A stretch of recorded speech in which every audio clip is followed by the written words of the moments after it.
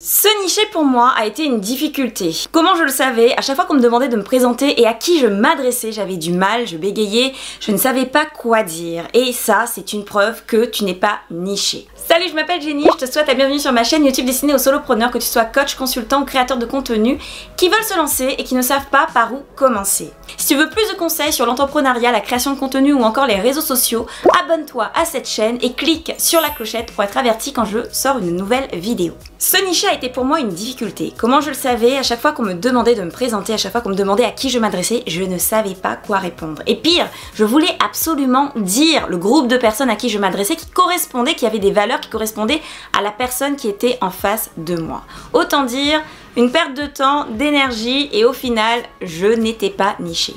Aujourd'hui, je voulais te partager dans cette vidéo les erreurs que j'ai commises et je souhaite que tu ne commettes pas les mêmes erreurs ou que cela te permet de reconnaître les erreurs que tu es en train de commettre et que tu puisses changer. La première erreur, s'adresser à tout le monde. Sache-le, quand tu t'adresses à tout le monde, tu t'adresses à personne. Et là, tu peux me dire, par exemple, mais ça tombe bien, moi je suis dans le domaine de la cuisine, donc je m'adresse à ceux qui aiment la cuisine. Toutefois, là, tu désignes une catégorie et tu ne te niches pas. La cuisine est un vaste domaine. Tu dois précisément dire à qui tu t'adresses. Est-ce que c'est de la cuisine sans lactose? Est-ce que c'est la cuisine sans sucre? Est-ce que c'est de la cuisine pour les gourmets, pour les épicuriens? Est-ce que c'est de la cuisine pour les diabétiques? Est-ce que c'est de la cuisine pour la famille? Est-ce que c'est de la cuisine pour célibataires?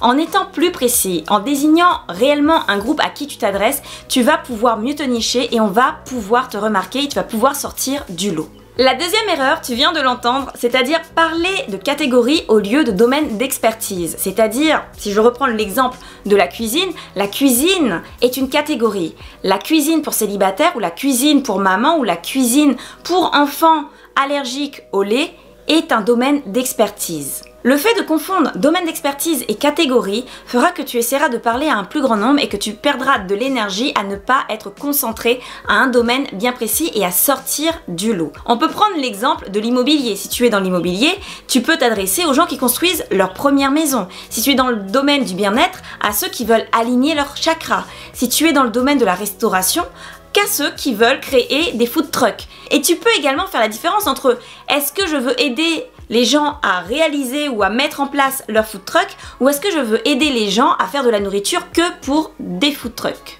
Tu comprendras bien que quelqu'un qui est intéressé à mettre en place un food truck sera plus intéressé par une personne qui parle de ce sujet et qui le dit haut et fort que quelqu'un qui va parler de cuisine générale même si cette personne possède un food truck.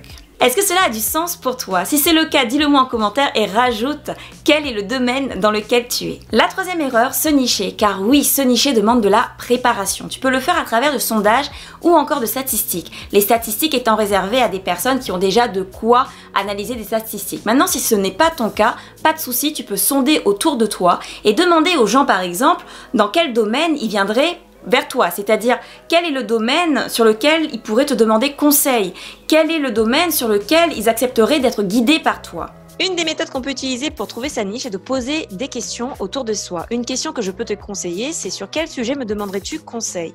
Et en fonction des réponses que peut te donner ta famille ou tes amis, tu peux retrouver des mots qui se rejoignent, c'est-à-dire des mots qui sont répétitifs et te donner une idée sur la niche sur laquelle tu peux te positionner. Et en fonction de cela, tu sauras quelle est la niche qui te correspond le mieux. Maintenant, tu peux avoir déjà l'idée et tu veux savoir si cette idée, elle peut être encore plus nichée. Tu peux encore une fois sonder autour de toi. Tu peux aller sur des forums, tu peux aller sur des groupes Facebook, tu peux aller également sur Instagram. Sers-toi des réseaux sociaux qui te permettent d'avoir un sondage, on va dire, de manière organique. La quatrième erreur, c'est d'éviter de tester les mots. Quand on a une idée, qu'on commence à communiquer dessus, on utilise ses propres mots et on oublie qu'on s'adresse à des gens et qu'il faut utiliser leurs mots pour pouvoir se connecter à ces gens et pour qu'ils puissent comprendre ce que l'on fait, ce que l'on propose. Pour pouvoir tester les mots, tu peux utiliser ton groupe d'amis, lancer un sujet et voir quels sont les mots qu'ils utilisent pour définir leur douleur ou pour définir les mots de joie, de bonheur qu'ils éprouvent par rapport au sujet que tu amènes. Tu peux également aller sur Instagram,